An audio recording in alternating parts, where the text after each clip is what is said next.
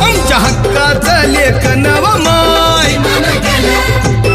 मग कुणी नाही केलं भलं व माय अग दिल्लीचं दालन फुलं व माय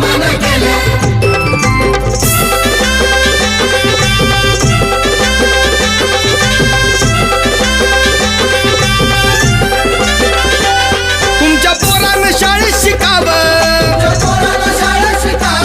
आशाला जारीला मुकावं असं सभेमधी भाषण व